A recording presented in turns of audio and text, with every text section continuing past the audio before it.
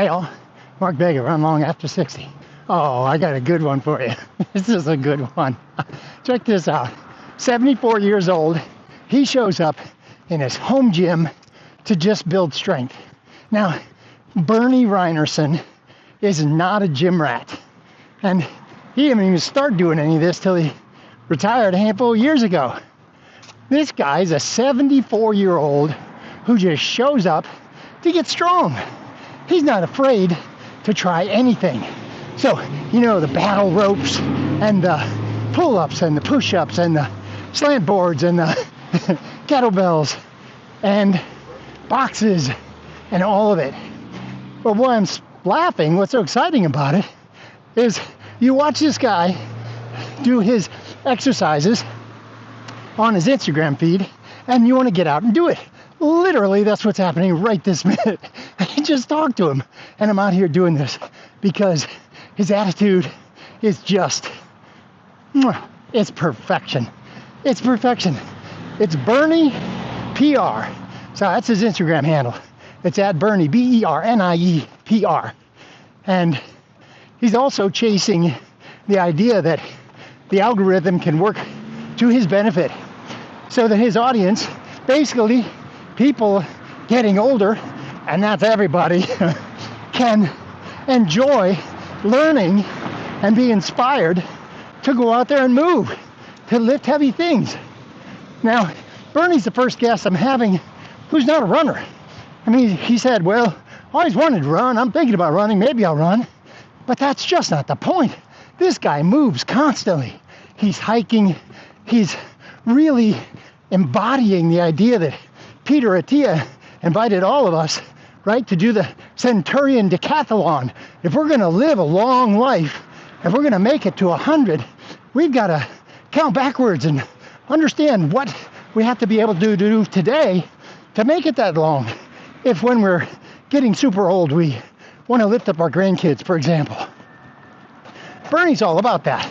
And he's reverse engineered how to make that work. So check out his content because he's no gym rat. He's a dude. He's a 74-year-old guy staying strong. And I just can't get enough of him. I think the first post I saw from him was quite a while ago, and he was throwing up a wall ball. You know, it's a big, heavy, like, medicine ball up against the wall. It's a CrossFit exercise. And this guy's catching the ball and doing the best he could to just explode upward and throw that ball up at the wall. Then I saw him doing battle ropes, and then he does great exercise mobility routines, all kinds of stuff. And he's doing it in short form content. It's inspiring, it's funny, it's fun. This whole podcast, the Run Long After 60 podcast, 50, the Run Long After 60 podcast is really about resilience and strength and doing hard things after we start getting older or after we are old. However you want to identify. I am embracing the old. I don't care, but I'm here for it no matter what it looks like. And so if you're picking up these vibes, if you like what you hear, this is a YouTube podcast for the moment. So please subscribe to the YouTube channel and share the content. Leave us comments. We like to hear and respond to everything. And share the content, really. Anybody you know who looks or sounds like me or the people you see on this show, share the content because they'll love it. And they need to be a part of this community. They already are. Just about me figuring out a way to discover them all. Discover them all. Okay, that's it. Man, I'm so pumped about this guy. But that means it's time. It's time for Bernie Rhinerson. Let's go, let's go, let's go.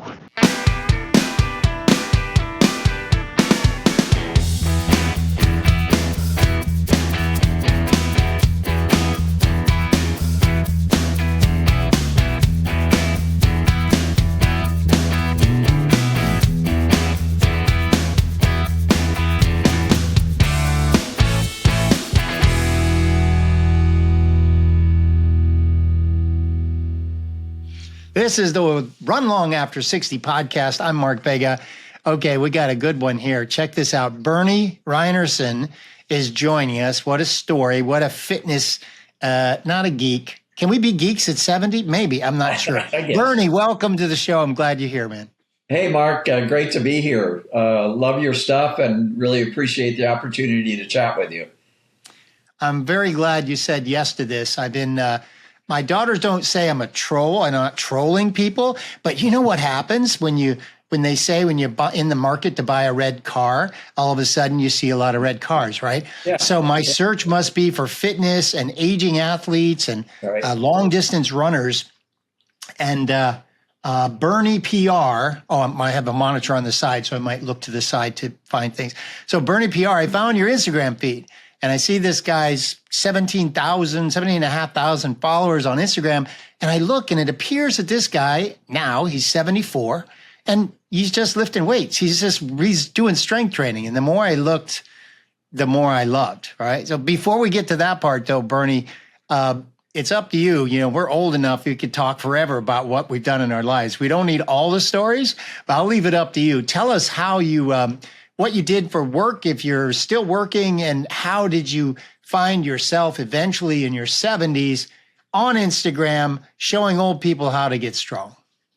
Well, Mark, my background career-wise is in public relations and marketing. So I was in a PR firm.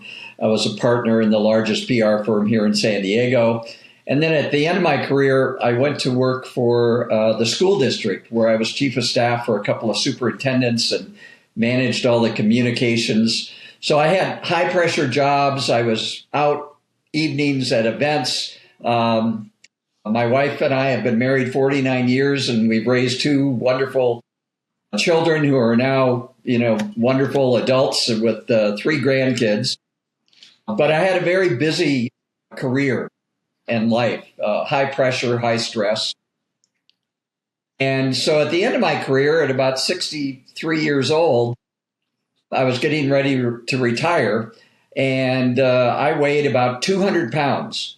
And I'm only 5'10", and I'm kind of have a skinny frame. So I had a big beer. Okay. I had a big beer gut. I drank too much because in PR, you're going to events, and the first thing you do at events is get a glass of wine and, go to happy hours and dinners with clients and stuff like that.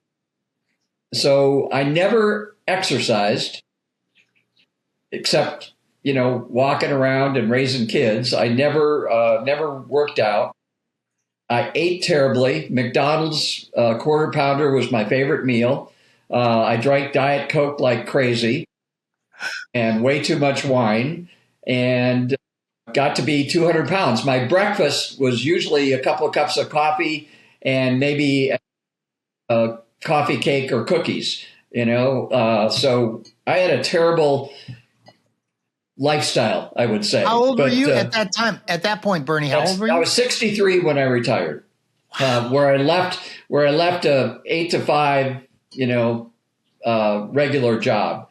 Okay. And I walked into 24-hour fitness. Well, actually, I read a book called Younger Next Year. And it's a book written by a gerontologist and a fitness person. And it said that when you retire, your new career, your new job should be your health and your own fitness. That should become your new career. Because if you don't do that, you're just with sarcopenia, you're going to lose muscle every year, you lose flexibility, lose mobility. And it inspired me, but it also scared me because I'm sitting here at 200 pounds and, no strength at all. So were you aware how old were you when you became aware of I'm carrying too much weight? Just as that passing thought, was that in your 40s or 50s? Probably in my 60s in that last job where I was at the school district, and that was a 7-day-a-week, 24-hour-a-day job. It was very high stress, a lot going on that I was responsible for. As so I was chief very of staff, stressed out. You said you were chief of staff of the superintendent? Oh, my God. Yes. That is Yeah. So I was dealing with all the politics, all the media, budget cuts, everything that a big school district has to deal with. Wow. Okay. So that's when I realized that, hey, I'm not doing good here. and I want to have grandkids, and I want to be there for them, and I want to live long. So 24-hour fitness, I hired a trainer, went in 3 times a week, and realized that I liked lifting weights, that I really enjoyed the feeling of, pumping iron and lifting weights. And I struggled, but I had a couple of good trainers. Then I went to another gym, a smaller gym in the neighborhood, and they were great. I got a great trainer there. And I lost, in that first year, I lost 30 pounds. So right now I'm at 165. So I lost weight and I got stronger, and then COVID hit. Okay. And, that whole routine of going to the gym and having a trainer, that all changed for all of us. And I started doing it in my garage. And, I bought a rack, I bought a barbell, bought some plates.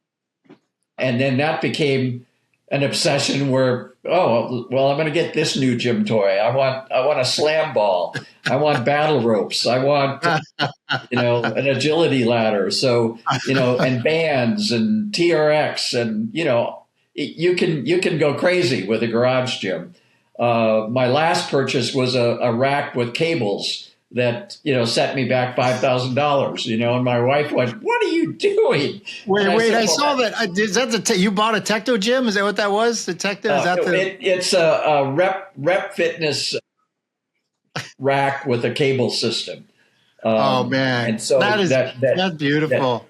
Yeah. In 2000, I see. So I went to, I want people to go to Bernie PR. And here's what I love about the account. Just like in me and a lot of people, I think we had Facebook 1,000 years ago, or we might have opened up an account and posted something, but then nothing really. So I see the first post you did is 2012, March 2012, a long time ago, right? But then it's for years, or not often, but it's, it's a personal account, which, going on vacations and this and that. But I think, if I'm right, it's like November 18, I wrote it down, November 19th, November 19th, 2018. It's the first time I see you do a lifting pose and you posted it, right? And there was it was a proud post. And this is the only reason I'm saying it. It was great. Because in that moment, you said, you made a note, like, I could lift 225 pounds. Like you were proud and surprised and sharing. So those 3 things, right? When that hit, it seems that, because I don't know when you found the thing, but man, that was really great. Then you were at the gym and you're posing and showing some stuff occasionally. And that's pretty exciting. In 2018, when you start lifting, when did the McDonald's stop, or is it still a part of your routine? I stopped that one. It gradually, you learn to eat a better diet. 3 years ago, I stopped drinking. And that was a really hard thing to do. I was not an alcoholic, but I drank too much Chardonnay. And I knew that was holding me back. So, and I stopped drinking Diet Coke. So I've given up quarter pounders, Diet Cokes, and Chardonnay. 3 things that I loved, but that were holding me back as I aged. And has allowed me to progress to be more fit. And boy, being sober is the best thing ever. I wake up in the morning with ready to go, 6:30. I'm 7 o'clock. I'm down in my garage working out.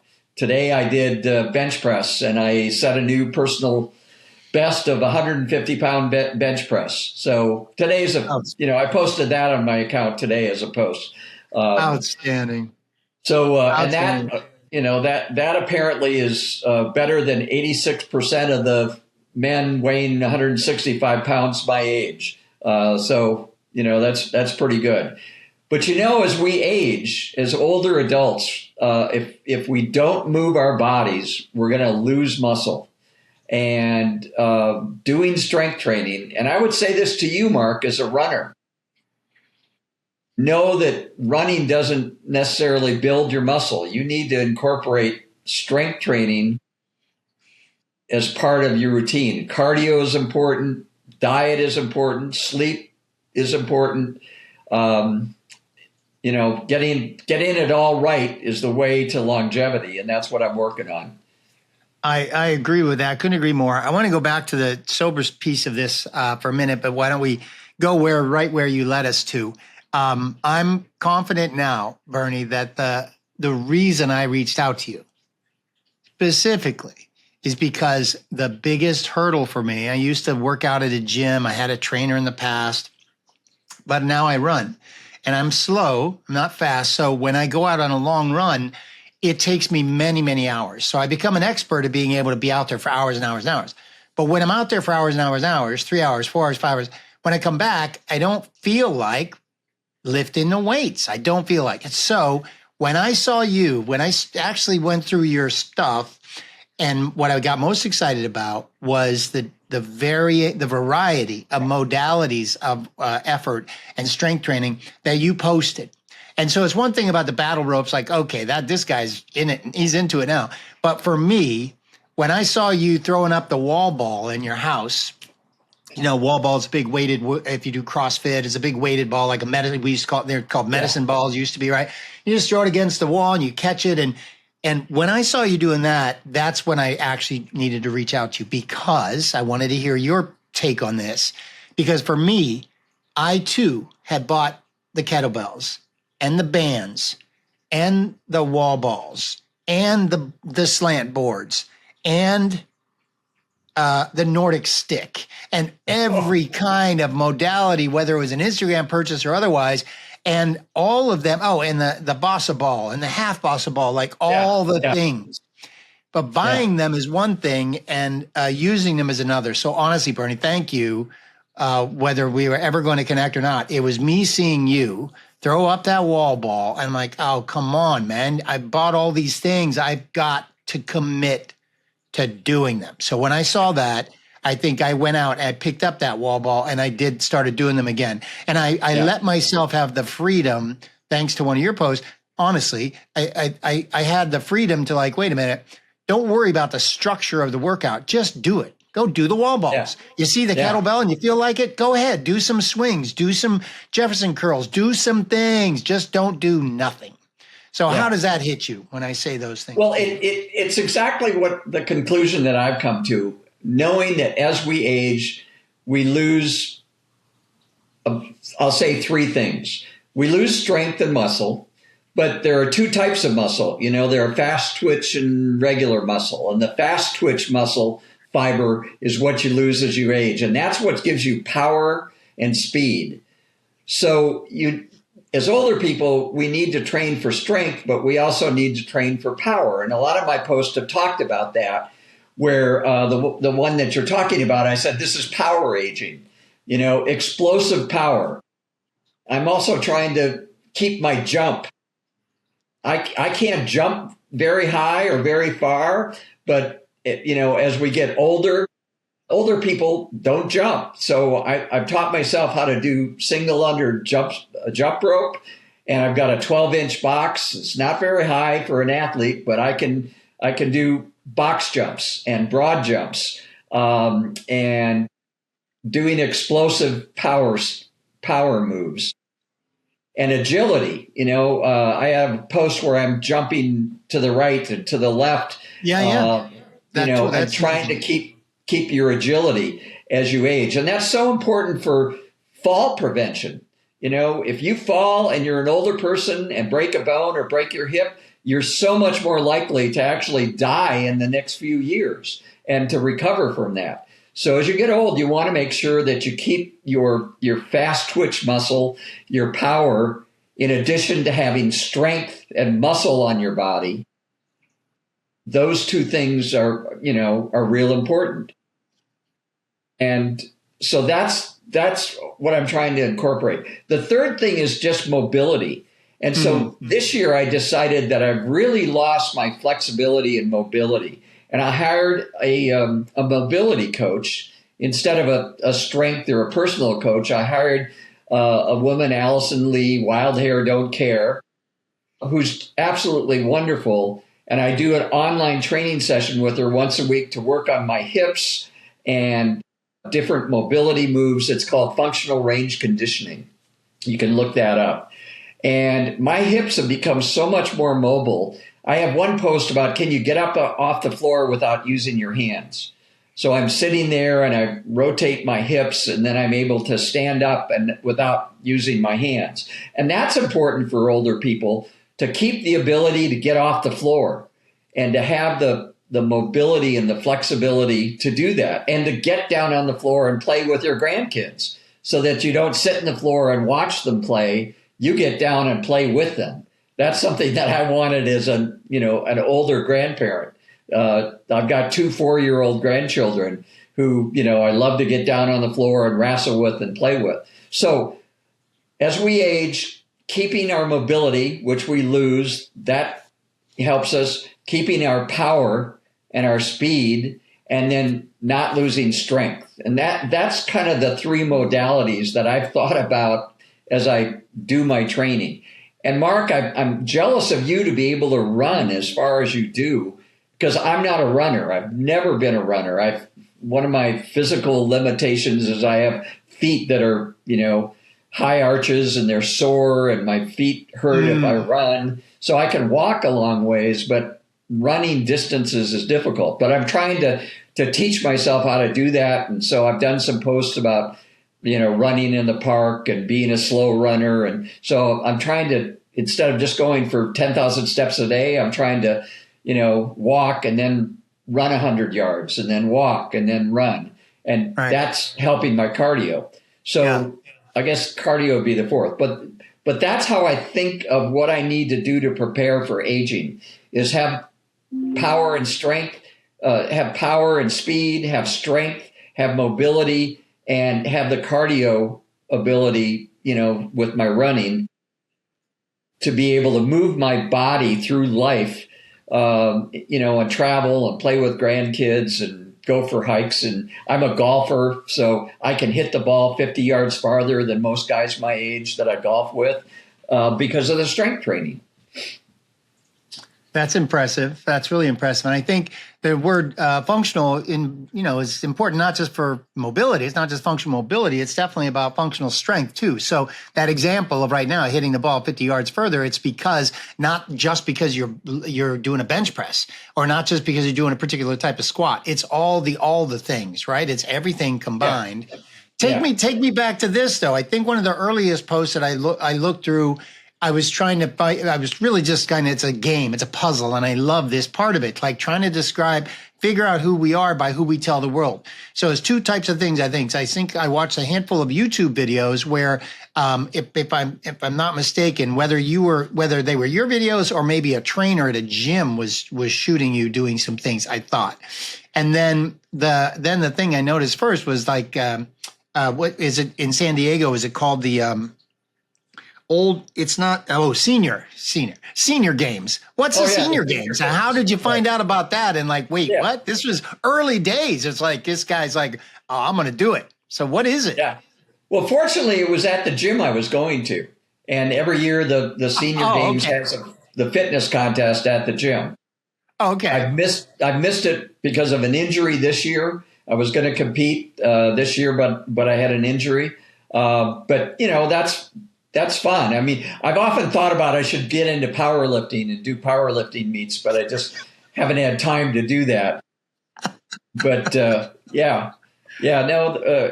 of that stuff is fun. But functional is very important. All those things I just talked about add up to being able to, golf twice a week, play with my grandkids on the floor, and we love to travel. So, we've been to Borneo and Thailand and South America, and, doing those hikes and, putting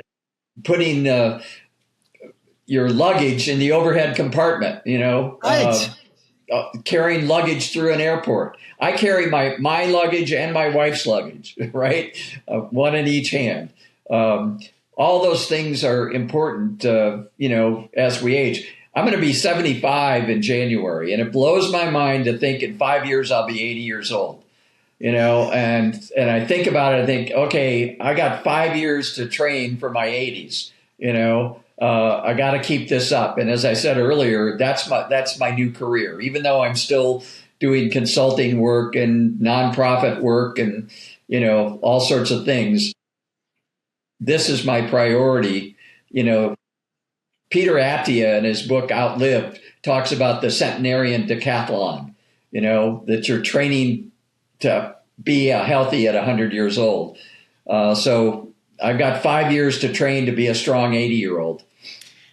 As you're speaking, I'm like, oh, this guy needs to know about Peter Attia. And literally it just rolls off your tongue. Yeah. So that's right. So and he's younger, right? But he's also an F1 fanatic. So there's a lot of reason why I love this guy, because I relate to a lot of what he does and says and how he does things. And Outlive, I agree. Outlive is amazing. And when I first heard about the Centenarian Decathlon, I thought that is a smart way to really think about the future, because you've already articulated that you've got these 4-year-olds on the post. You got one like Pampa, right? One of them calls you Pampa. Keep jumping, Pampa. I love that. Right. You're right. They're incorporating them into how you're being at 74 right now.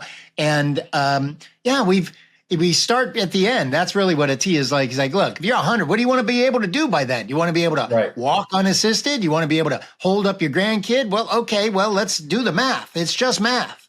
And let's go backwards. And then, so what that means is you better be able to do a farmer's carrier, 35-pound kettlebells right now down the block at 60. Yeah. Go. So do it, And I love that. So that's really another thing. When I saw the medicine ball, it's like same thing. All of those things are so true. And I think it takes, if you tell people to pick up Outlive and go look at Peter Attia. If you say it, people who are like you will do it. There's another one recently, Eric Topol. This guy's done 1,000 books, but the Super Ragers. Yeah, I've read that one. Yep, I've read that one. Dr. Gabriel Lyon, Forever Strong. Her quote that muscle is the organ of longevity is another one that I love. That's a good one. Wow. Muscle is the organ of longevity. That's great. There's another book called Stronger by Michael Joseph Gross that I just read. And Stronger is kind of the history of how people have thought about muscle all the way back to the Greeks and Aristotle and, classical days. And it's just a fascinating blend of a historical look of how we've thought about muscle and the importance of muscle and how people, have thought about it. It's just an excellent book. It's called Stronger. Thank you. I've noted. I'm gonna pick it up when we're done today. It's fascinating to. Here's a question. You just laid so many great little nuggets here. I just want to pick through them, and hopefully I don't forget them all. How old were you, do you think, when you started to use in your vocabulary fast twitch muscles? Was this just in the last year, or was it when did you? It's really in the last probably 3 or 4 years. Okay. And it's from the reading that I've done.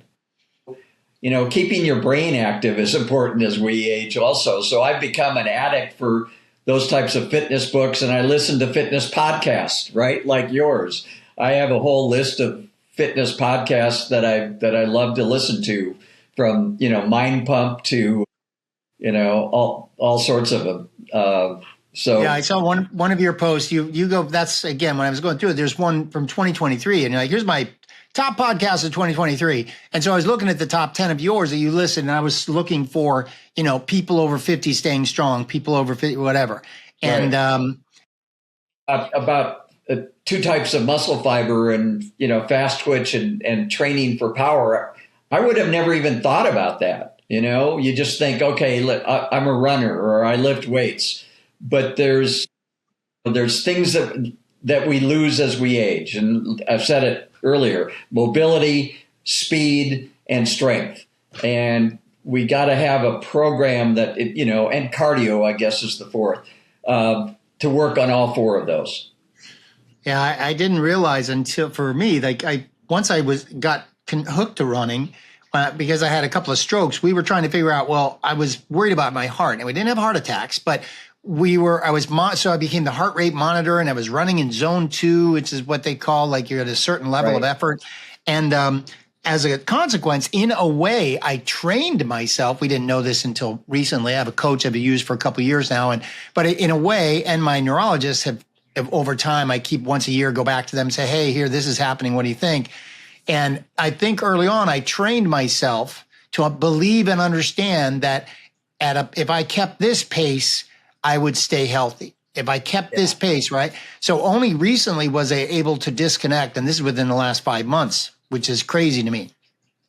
I was able to disconnect in my brain the difference between my heart rate and my rate of perceived exertion, RPE, which is a measurement we use in running frequently, that when you're doing a hard thing, you're climbing, you're outdoor, and various scales you can use. But so I finally disconnected.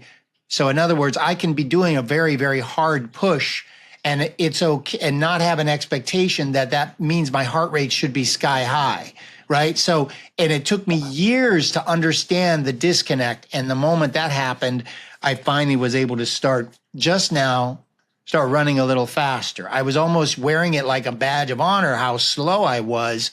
And only when I understood the difference between fast twitch and slow twitch muscles, did I start to comprehend what we were talking about. Because you're right, as a runner, you don't, if we're not jumping and climbing, and jumping's any explosive movement, if we're not doing that, because you're out on an easy run, even if you're in the trails, you're not jumping out of the way of a cougar, right? So there's no need for this fast twitch. So as I started to learn that, I was really impressed with it. And so let's talk about jumping for a minute. Let's talk about it, because you've also progressed. You share everything. So you share some earlier videos, and you can tell, and you even say, like, you're not steady on your feet yet, you said. Oh, yeah. And you jump. So talk about the progression from when you started jumping in the last handful of months or years, whatever, and how it is now. And how often do you still practice it? Well, I try to have some kind of fast movement in every workout at the beginning of a workout. Okay. Jumping, I do a couple of different modalities. Now, jump rope, when I started doing a jump rope, it was, I couldn't do a single under, which is meaning every jump, the rope goes under your feet. And you have to have a pretty good, quick cadence to do that. So now I can do that, and I do about 25 of them before I miss, and your heart rate goes up. And I think it's good for your bones, the jumping, and good coordination. Box jumping is an explosive jump. Yeah. And so, I do those. And then just distance jumping, how far broad jumping is good. So all of that, I think, is good for your bones. But we tend in our body to always do things forward and backwards. So I think the other thing that's important is to do things at different planes of motion, and to do, plyo jumps, they're called, or skaters, where you're jumping to the side. And so I'm trying to incorporate that, because when I'm hiking on a trail and I twist my ankle on a rock, I'm going to fall to the side. It's everything in life functional is not this way. You're going to go different directions, right? Right. So trying to learn how to do things in different planes of motion is important. I think in strength, golf is a cross motion, but I'm trying to learn how to jump and to land on one foot. My balance is terrible. I've never worked on balance, and so I have a post where I'm trying to balance and lean over. And I did that in September, and, I could do it for a second or two. But if we work on balance, even at my age, I've gotten better at it. So I don't think that it's never too late, to try to learn how to do these things and to explore the movements that your body can do. My mobility coach is great on teaching me that. Okay. So your mobility person, they're focusing on core then too, right? Because when you're standing like that, I saw that post, and when you try to do like the Superman, whatever it's called, you're engaging so many things: your ankle stability, knee stability, hip stability, core, all those things. Yeah. Yeah, definitely. My ankles, are a weak point for me. They don't have much dorsiflexion.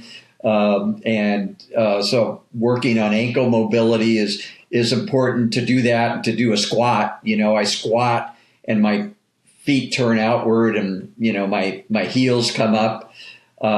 So working on mobility of the ankle and the muscles down there is important for balance. And in thinking about aging, all of that kind of work relates to helping you not fall, because that's the biggest risk of older people, is tripping and falling. And if you're afraid of falling, then you limit what you do in life. So your enjoyment of life reduces because you don't have that mobility and you're afraid to do things. I go hiking on the trails in my neighborhood all the time, and rocks and slippery slopes and stuff. Mm-hmm. I'm at the point where I'm going to buy a hiking stick. I've avoided it, but now I'm a little bit thinking that, I should get that. But it was a point of pride for me to not walk with hiking sticks. Anyway, that jumping and different planes of motion and balance all translates to living, a safe aging and strong aging as you get older, I think. One of the recent posts about that, there were some statistics, like millions of people fall every year and a bunch of them die. That's a pretty powerful statistic. Like, we die from falling?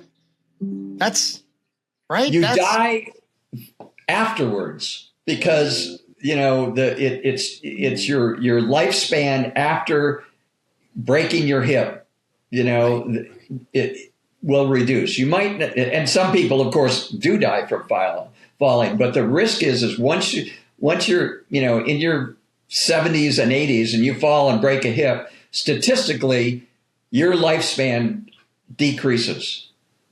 Right. If you imagine if somebody's never done mobility exercises, never tried to balance, never tried to do anything, maybe they're still drinking, whatever, and they're about as sedentary as they get, and then that person falls and breaks their hip, I can't imagine how hard it would be, almost impossible, to work yourself back up out of that, knowing that the baggage you carry is with the drinking and the sedentary lifestyle and the McDonald's, right, or whatever, right? That's combines to kill you. Yeah. Before I forget, I want to encourage I'm a new fan of this, Bernie. Hiking poles, and I use running poles, 2 poles, not just 1, but 2. And I too tried to understand so some people have different opinions on it. And I thought, I see videos of people just like, they're like dancing. They're not functionally putting the tools, the poles to use. And so I'm like, I'm not going to do that. If I'm going to use the poles, I'm going to use them deliberately, right? So I figured out and trained with them, and literally letting my lats, my shoulders, my bis and tris, letting the upper body do some work. And I'll tell you, it blew my mind, honestly, when I realized what I was trying to do. And then I would go up a grade, because you can't use them all the time. But when I was going up a grade, you can't feel the tension or the effort in your upper body, because you're not doing a push-up. It's not that at all. But right, the amount, depending how fit you are, and because you're doing push-ups on the pier, on the whatever, those are great. Those are great shots too.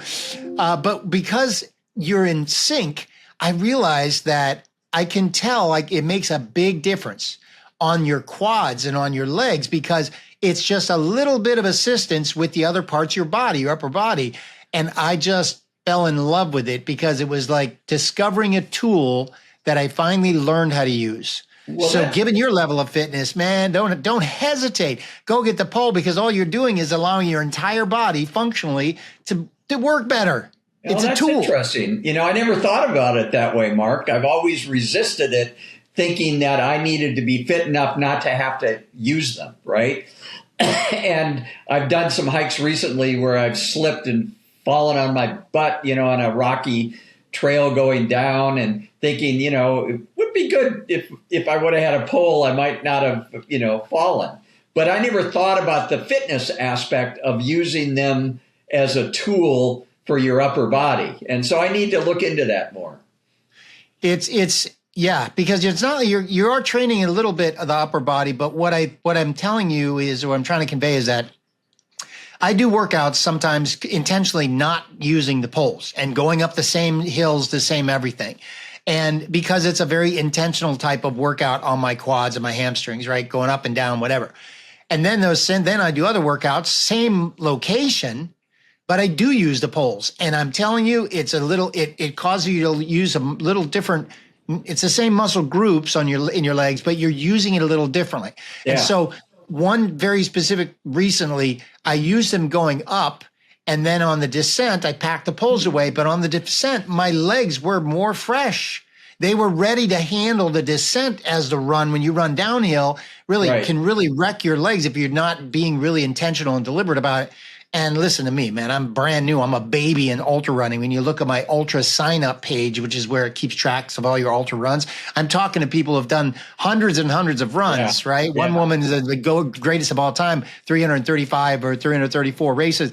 And I have like 8. You know what I mean? So but even with that little level of experience, it made such a difference. And so now I carry them all the time. I don't use them all the time, but I carry them all the time because I'm just intentional with it. So I encourage you, man, to go find, test the poles that work for you and do it, because it's just another tool. It's another workout. It's like taking bands with you. Yeah. But no, more better than that, because this is a functional thing. That stick is helping you, you're going to enjoy the workout, enjoy the run, enjoy the hike more. Yeah. Well, I'm going to look into it. That's exciting. Yeah. How do you talk about, your fitness with your family? Because now they've seen, okay, Grandpa has now got a whole garage filled with gym equipment. Grandpa now works out every single day. Grandpa posts on Instagram all the time. So how does your family receive your level of, excitement for fitness? I think my 2 children are happy and proud of their dad. My son has made comments. He and I work out together when we're together. Okay. I have a gym. When I visit him, we're actually going on Tuesday to the East Coast to visit with him and his family. And we work out and we love to golf together. I think, he's, when I take off my shirt and get in the pool and he sees some muscles on my 74-year-old body, he goes, "Oh man, you got some muscles." And I think he sees the good that's come of it. And hopefully it motivates him too. He was a swimmer and, had a fit background, but now he's like where I was, in my 40s, work, 2 kids, and it's difficult. Life is hard during that time.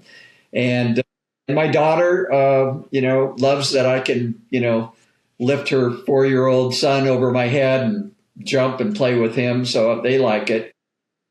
My wife, I think, kind of rolls her eyes and goes, "Oh God, what's he going to get? What's he going to get for the garage next?" But she does her own thing. She's got Pilates and she goes for walks with her friends, and she's going to a place now called the Exercise Coach, which is kind of computerized weight machines where she's doing strength training on weight machines with a coach. So, she's doing that, and I'm very proud of her for doing that. So I think the important thing is that we all see in the family what I'm doing is going to keep me around longer and going to keep me healthy to, watch my grandkids grow up and be part of their lives. So living a fit lifestyle, I think, is contagious within a family. If I look at my own family, and it's one of the things that you can give to your children. If they see you exercise, and I'm hoping my grandchildren will see that when they remember their grandpa, bench pressing and lifting weights. I recently bought my 7-year-old grandson a red barbell and some red plates. He loves the color red. And actually, my rack is red in honor of my grandson. Aw. Just trying to inspire him to, start lifting weights with me. He hasn't caught the bug yet, but, I try to do those kind of things. Yeah. Introduce it early. That's good. I'm glad I asked because I'm glad I asked because it's the same thing. I've kind of experienced the same thing. When I was, my kids were growing up, I golfed until I golfed a lot. I spent a lot of time golfing, trying to get better, but certainly I had a lot of fun. And so it was all client development. So for years, you golfed and and I loved cigars, and I stopped drinking many, many years ago, but I love cigars, and I was all for it. But then when we got gonna have a baby, and then realized I was having two at the same time, that was like, okay, that time's going to end, because I couldn't imagine going to spend 5 hours away from those babies. There's just no way. It's too hard for my wife. It was just right. So it wasn't a sacrifice at all. At the moment, it was like I was so excited. Like, fuck everything else. I don't care. There's babies, man. There's babies here. I'm dad now. So so then we work and we do what we do, and so I'm luckily I had a high metabolism, so I never put on too much weight. But I did get at one point, I tracked this somewhere. At one point, I got up to 213 pounds. Wow. And at the time we measured that, in my mind, I was probably about 195. Yeah. And I was already feeling like I was heavy. And I think I might have been even going to the gym. No, it couldn't have been, because I would have known my weight. But anyway, it was at a friend's house, and somebody bet me. And I'm like, no way, dude, you are over 200. I'm like, no way. There's no way. Yeah. So in a public setting, at a big, at a friend's house, a big game night or something, and I go in there, and I think it was like 213 pounds, and I came back, and I was like, I was shocked. Yeah. And it was at that moment, I'm like, okay, well, that's a wake up call in front of all y'all. I'm glad you all love me, because what the heck happened? So after that, it brings to mind one of the best things about getting yourself fit and getting, your body weight, muscle, where it needs to be, is running into people you haven't seen for a long time. And having them look at they look at me. I ran into a woman at a party last weekend, and she said, "Wow, you've lost a lot of weight. You're really looking good." And I said, "Yeah, I work at it. I lift weights, I exercise." She said, "Man, you were really heavy." She hadn't seen me probably in 8 years or so. Okay, wow, and I have that kind of experience a lot, and that's very motivating. When people look at you and go, "Wow, do you work out? Wow, you look pretty good." The other thing we haven't talked about, another benefit, is posture. And as you age, we all have this image of older people, who are bent over, with a hump, behind your shoulders. And I had this image of, that's what happens to older people. And that they move slow. Their gait is very slow.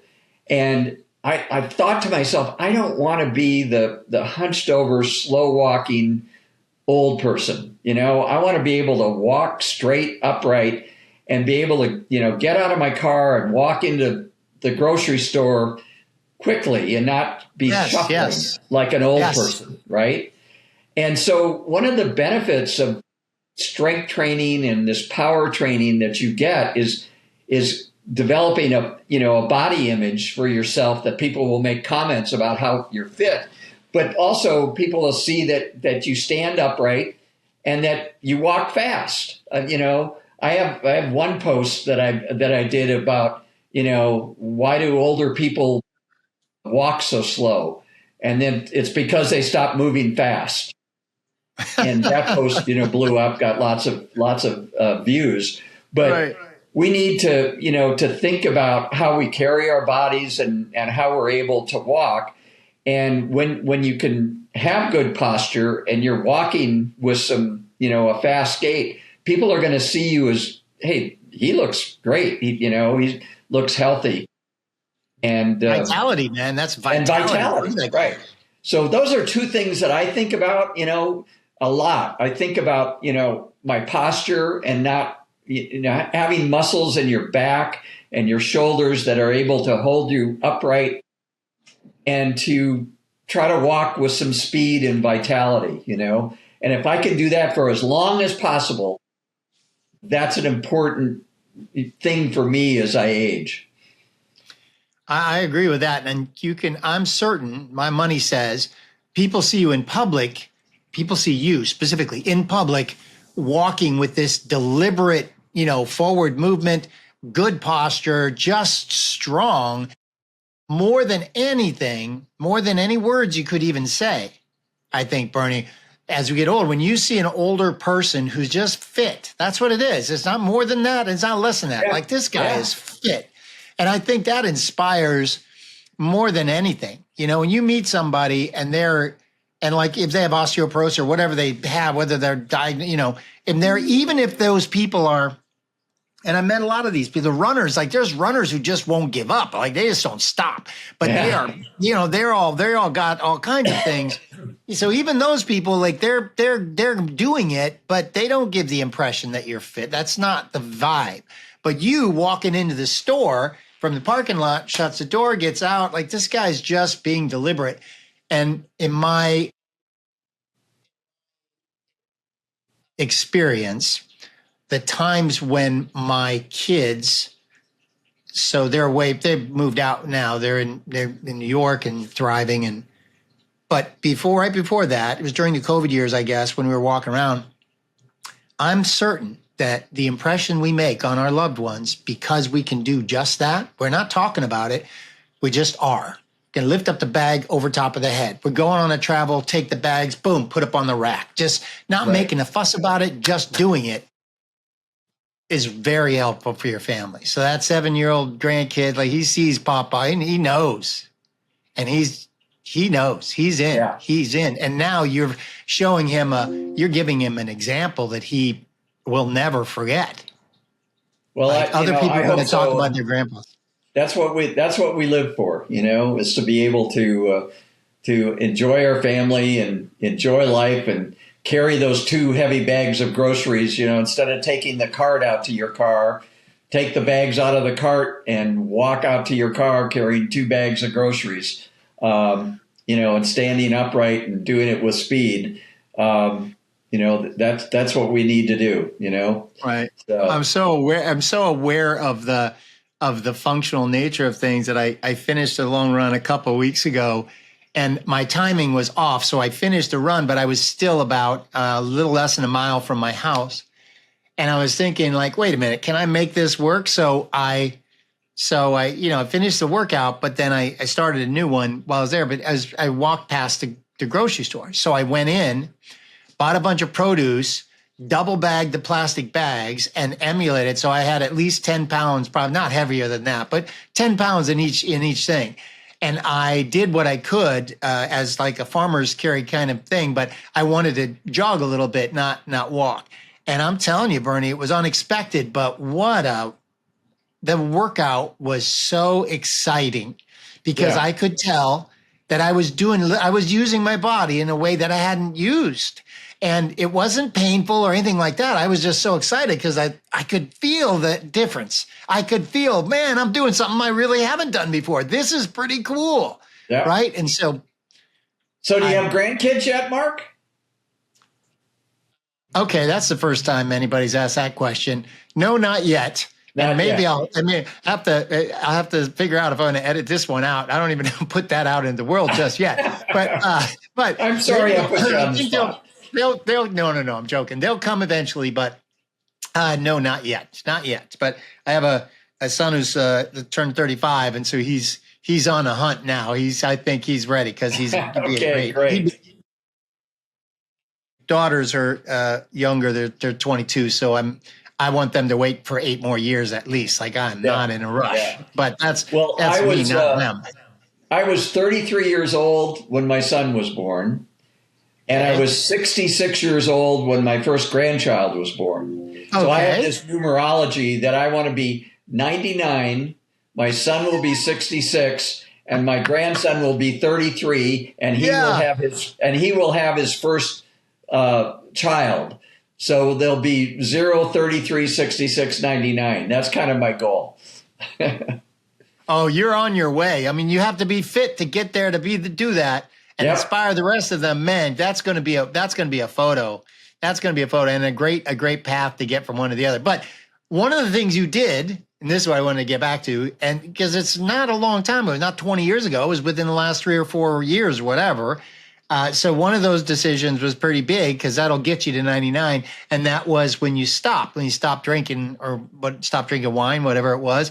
So talk about that. Talk about how that decision came to be and then the impact that it's really had. And do you still think about it a lot that, things really are different now? I was a regular drinker, a glass of wine every night at 5 o'clock. And many nights one glass would turn into 2 or 3, and on the weekend, I'd go through a bottle or 2. And when you drink alcohol like that, it does things to your brain that, the brain wants more of it, and alcohol is so pervasive in our society. We build it at a bar. There's an altar with all the bottles and they're all lit up and we idolize it and we think, hey, let's meet for a drink, let's go to happy hour. So much revolves around alcohol in our lives.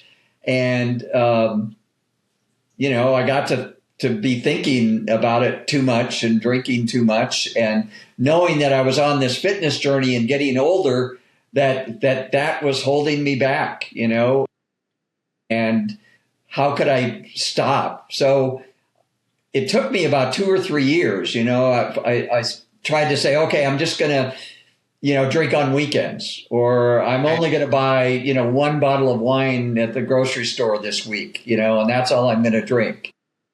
And then I tried a dry January and tried to get through a month. But then 3 years ago, after working on this for a long time and failing at it, I did a sober October. Said, okay, I'm working out. I'm doing 3 strength training a week. I've been into this fitness. This is going to be sober October. And I got through sober October and I went, I can keep going. And I just kept going. So that October 1st, 3 years ago, the start of sober October, has now gone into 3 years of not drinking. And then I realized how bad, 5 cans of Diet Coke were for me. And at the same time, I gave that up. And that really helped with the acid reflux. And, it was just, instead of drank sparkling water and replace that. And it really, it not only am I proud that I did it, I just know that my body feels so much better. Because when I drank, it destroys your sleep. One of the things I learned about it from reading a book called The Naked Mind, I think it's called, which talks about the impacts of drinking and alcohol on your body, and realizing what a poison it is and how it destroys your sleep. And I got a Fitbit and I looked at my sleep scores, and the nights that I drank, my heart rate was up, because my body is processing, getting rid of that poison out of my body. Right. And I'm not getting a restful sleep because of your body trying to get rid of the alcohol out of the system. And so now I have a sleep scores of, 80, 90, and my resting at night, I'm 4 or 5 beats below my resting heart rate at night, nice. So you're getting restorative sleep. But when I drank, I'd look at my sleep and my heart rate was above resting heart rate, because my body's working all night long to get rid of the alcohol. So realizing what it does to my ability to build muscle and build fitness and impacts on my brain and thinking, right. All of that motivated me to take that step, but it took me a long time. And that first year, all I could think about at 5 o'clock is, God, I miss going out to my backyard and sitting by the fireplace and having that glass of wine. And, I drank good wine. I had a wine, cooler, and, got good bottles of wine, and could talk about, different vintages and, where wine was from. And there's a whole culture around wine that you slip into, right?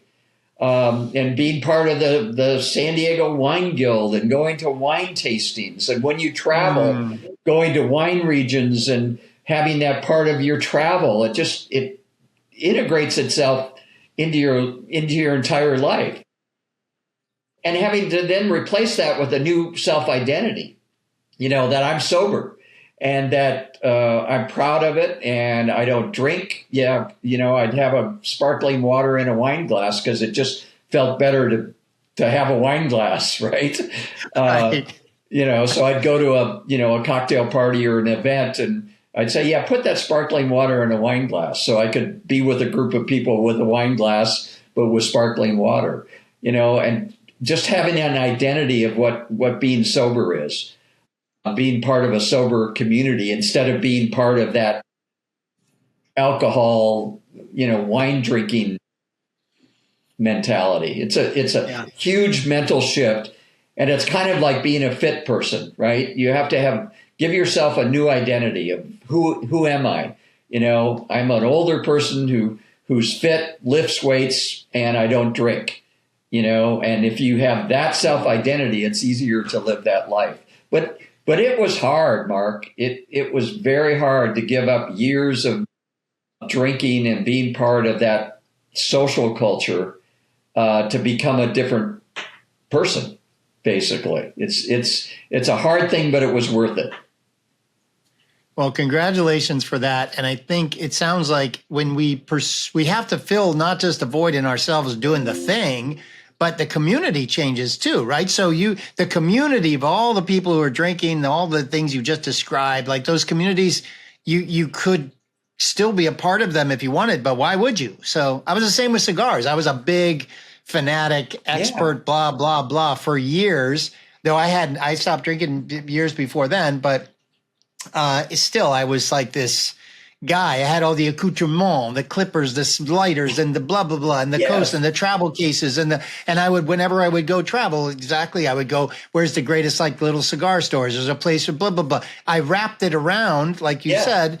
I didn't go to any, I know friends who are really into wine, and they go travel, like you said, travel to regions in the world, and I never did that with respect to cigars, but still same thing. And when I stopped, I appreciate it, and I still know the brands and I know the things, but I no longer have an opinion about it, I guess, because this is not a part. It's not a part of me. And my favorite cigar stores and cigar shops, I would go and spend hours there and talk to people, and also those communities are they're still there, but I'm just disconnected. So I find new communities, and for me, trail running is just.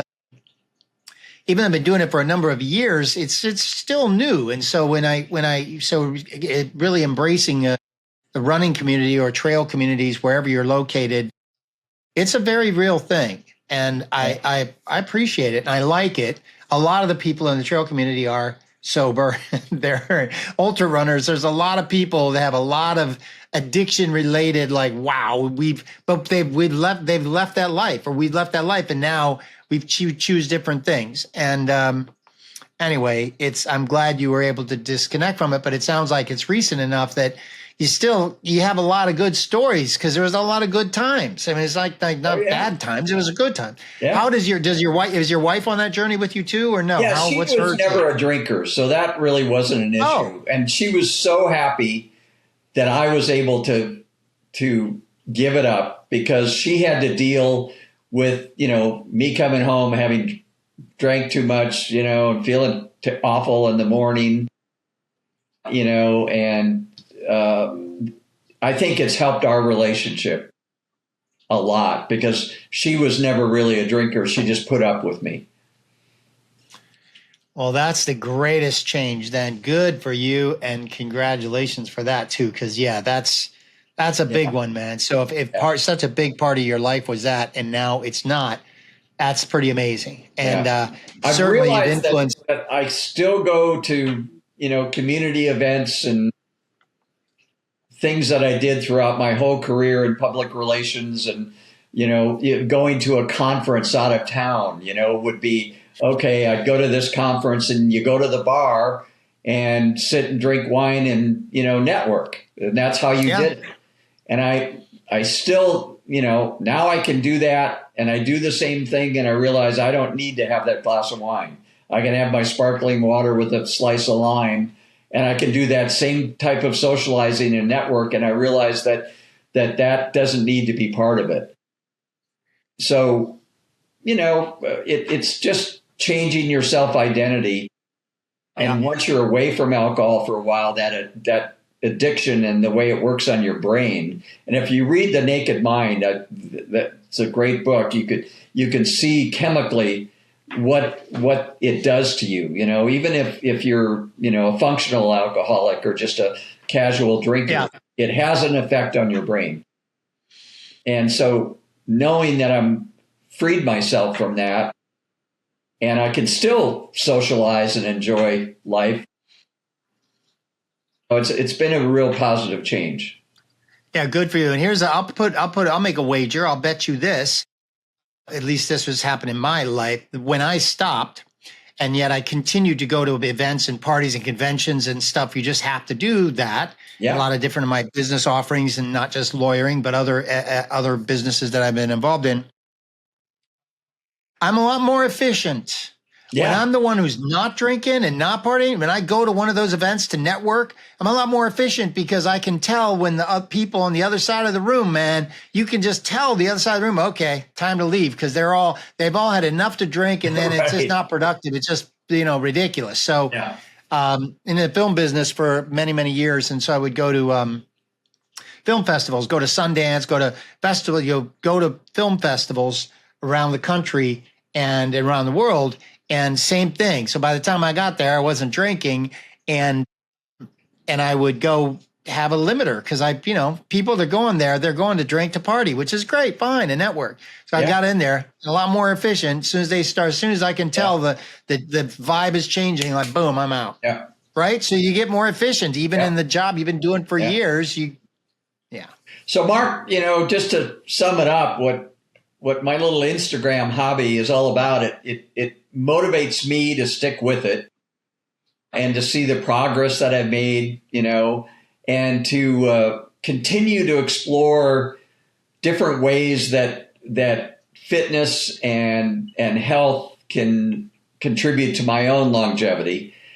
And it really feels good to see that I connect with people like you and all, my other followers, to hopefully inspire other strong agers, older people to do something, to get up and move, to experience movement, and to know the importance of strength training and power training, and hopefully inspire some others to do it.